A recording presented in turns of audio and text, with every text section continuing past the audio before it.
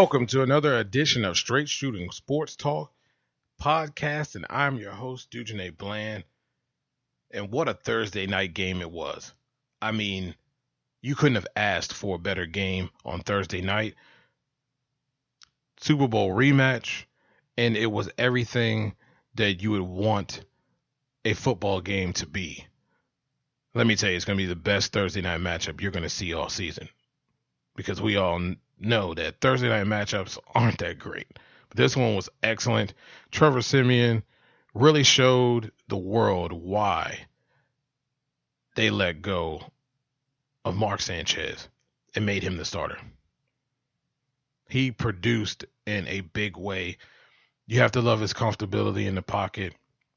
We knew that the Carolina Panthers defense was going to bring the pressure. That's what they love to do best. They don't have the best cornerbacks and safeties. They rely on that front seven to get pressure. As you know, that takes the pressure off your secondary. And they did an excellent job, but Trevor Siemian did a great job of moving around in the pocket, finding his guys, keeping his eyes down the field. How'd you like that move where he sidesteps the defender, kind of sidearms it to his guy? I mean, he's making some veteran moves out there, and you have to love the way the defense played and got after it. You knew they were going to be getting after it, but boy, those guys look fresh. And it looked like they didn't lose a beat, even though they lost Trevathan and a couple other guys to free agency. It was awesome. Cam Newton was everything that he could have been. He took a lot of shots, though. But that offensive line did a pretty decent job. You have to like the way Ron Rivera kept it balanced, ran the football. But it just wasn't enough. And I tell you, that second half really played a big part in that. He wasn't the same guy. Especially after he took that big shot with DeMarcus Ware, where he's kind of limping around on the sideline, thinking it's his back. He just didn't look the same. But for the Panthers, this is why you don't leave it up to your kicker to win a football game. And the first one was great, but with the timeouts, they're going to be iced. I don't really like that rule, but hey, whatever, right? And then the second one, he goes Shankopotamus, and it's not even close. And this is why you don't leave it up to your kicker to win football games. But overall, great game. Panthers are going to be fine at the end of the day. And Trevor Siemian, 1-0, going into week 2. It's going to be awesome to see if they can repeat. He looked awful good, guys. This brings us to the rest of the matchups in week 1, and we're going to go down and pick these matchups one by one. I don't do the spreads and all that nonsense. Going to give you my thoughts on why a team's going to win and going to pick them straight up. So here we go. Oakland Raiders and the New Orleans Saints.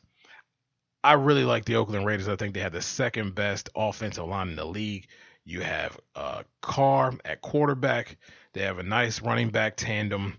It still has yet to be seen what they're going to produce as far as a running game. I do like their defense a lot, but this is the Saints in the dome. It's going to be rocking, guys, and the defense is going to be a lot better this year. Although, again, Donnell Elderby is not going to be playing. The guy can't play 16 games. He ain't playing 16 games in his entire career. And it's not going to begin this year either. But I don't think there's going to be much of a difference. I think they have some depth over there in New Orleans, and they're going to make a case of why they are going to make a run for this NFC South. I'm taking the Saints over the Raiders in a close one. It's going to be close. I don't see it being 21-24, but Breeze is going to pull it out and get that W. Cleveland Browns are going to the Eagles, and Carson Wentz, the new toy, is going to be coming out. I've talked to Teron Davenport several times over the preseason. He's covers the Eagles for the USA Today Sports Media Group. And I tell you what, they really like him over there. His teammates say he's got a lot of swagger. They like his work ethic, what he's doing. And I tell you what, I think he's going to be prepared. That defense, I think, is going to be better than what most people think. But at the end of the day, I don't know if they're going to be able to sustain a decent enough passing game to keep the pressure off their defense. RG3 looked good throwing the deep ball. I think he's going to do some things, and Hugh Jackson's going to have him do a couple things that he did in 2012. I think that little dynamic is going to slow down that Fletcher Cox and friends pass rush, and I think they're going to pull out in a close one. I think the Browns are going to get them. It's going to be a turnover that's going to cost the Eagles a win in Lincoln Financial. So I'm taking the Browns. Minnesota Vikings and the Tennessee Titans. It's not Sam Bradford, ladies and gentlemen. It will be Sean Hill taking the helm, and I think this is the right thing to do. We've seen this a few years ago with Josh Freeman, who came in on a trade early, didn't know much of the offense. And I'm not saying Sam Bradford's a guy who's not very smart, but it's just not very smart to come out there and limit your guys and handcuff your offense because your quarterback only knows a handful of plays. And then you get yourself in a bind because they stock up on the run, and the next thing you know, you're stuck with a handful of passing plays and you become predictable. They're not going to ask Sean Hill to go sling it around the yard, but they are going to be able to pass the ball a little bit more because he knows what's going on in that offense. And I like that. I like that move by the Vikings. Tennessee, they're up and coming. I like their offense. I like Mariota a lot. I just think experience plays out. That Minnesota Vikings defense is tough, and Adrian Peterson is going to have a pretty decent day. I'm going to take the Vikings over the Tennessee Titans in that one. Now, the San Diego Chargers and Chiefs, this is kind of even. I don't like the Chargers defense at all. I definitely don't like their secondary. Bosa's not playing. He's got a hamstring injury. And it is Phillip Rivers, but Andy Reid, they're playing at home at Arrowhead. That's a tough place to play, and it's week one. They're going to be fired up. I think it's going to be a run fest for the Chiefs. Lots of play action of what Alex Smith likes to do, and that defense is going to get after it and hold off just enough to pull out the win there. And Arrowhead, I'm going with the Chiefs. Cincinnati Bengals and the Jets. We've talked about the Jets a lot. I like Todd Bowles. I like what they're doing over there. That front seven is going to be getting after it. They don't have a lot going on over there in Cincinnati as far as weapons go. I think it's just A.J. Green. I really think that they're going to mix it up in coverages, and he's going to be on Revis Island. That's going to be a tough move. They're in New York. I'm going to take the Jets. I think it's going to be probably a touchdown to 10-point win for the Jets there in New York. Tampa Bay Buccaneers and the Falcons. Tampa Bay had beat the Falcons twice last year. Defense is very much improved. We know that was a problem last year. Their offense turning the ball over. Matt Ryan turning the ball over a lot in critical moments, red zone area. The defense is going to be able to get the pressure, and that's what they have to do. They got some young guys over there. They got Witherspoon back. And, I mean, if you watch this team during the preseason, they were all over. Their ones were all over the ball. Every guy that they had, even their second-team defense, was all over the ball. I expect them to get after Jameis Winston. And Matt Ryan's going to be Matty Ice again. It's the closeout season for the Dome. They're at home, and I think they're going to have the Dome rocking. They're going to get this season kicked off with a 1-0 start. They're going to be looking for revenge, and they're going to get it. Falcons over the Buccaneers in a tight, hard-fought division matchup. Bills and Ravens in Baltimore. I do not like the Ravens at all, and I don't like the Bills either. Each one of them have a different problem on defense. I don't know who's getting a pass rush on Flacco over there on the Buffalo side. Rob Ryan hasn't been that great as far as the defensive coordinator in the last couple of years. I don't know who's going to be able to do anything over there in Ravens country with the secondary, but they are at home. I like experienced Flacco at home over the Bills. Don't get me wrong, Tyrod Taylor and McCoy are going to have a decent day, but I think at the end of the day, it's going to be a close win, but a win for the Ravens at home in a tight one. Probably about 17-14 type ball game. Bears, Texans, we ain't even talking about this. Bears defense on front seven, they've done some things to improve their secondary. It's putrid. Their offensive line won't be able to handle that front seven of the Texans.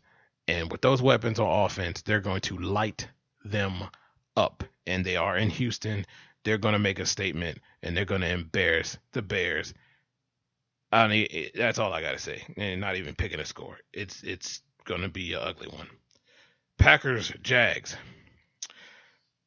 I love the Jaguars. I love what they're doing, but I think it's going to be experience that wins out. They got a lot of new people over there on defense.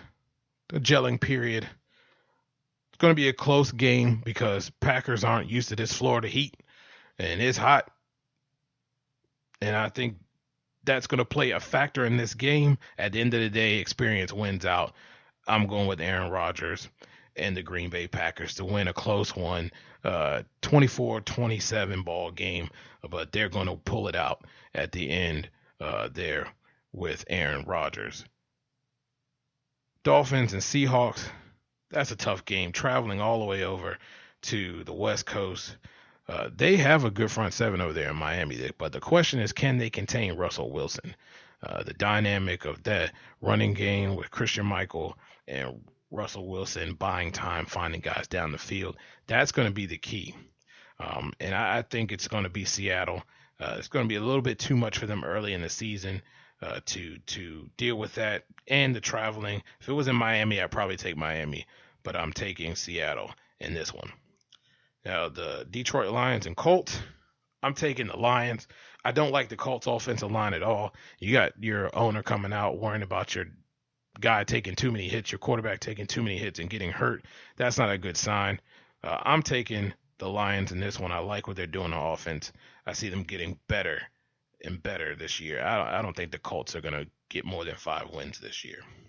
The New York Giants and the Cowboys. I like Dak. I like their offensive line, best in the league.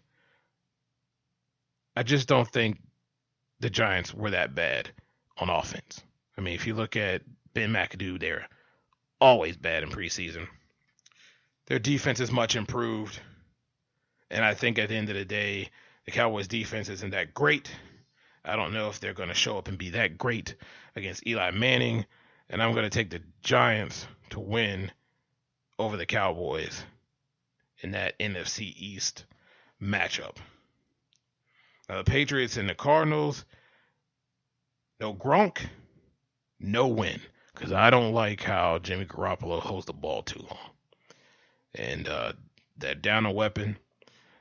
And the Cardinals at home, it's going to be tough, guys. But I'm taking the Cardinals in this one, and I think it's going to be a pretty sizable win for them over there in Arizona. Now, the Monday night matchups, I'm taking the Washington Redskins over the Pittsburgh Steelers. Much improved defense. They're going to get after them. We know Ben Roethlisberger and we know Antonio Brown. Good matchup. But I think Kirk Cousins is going to use a lot of his weapons. There's going to be a good one. And I'm going to take the Redskins to win at home. And I'm taking the Rams over the 49ers. Not even discussing that game because both teams are horrible. Well, that is our picks for the week. We appreciate you guys listening to this show, listening to this podcast. Continue to tune in. Keep bringing things to you. And shoot us an email, straightshootingst@gmail.com. Any questions?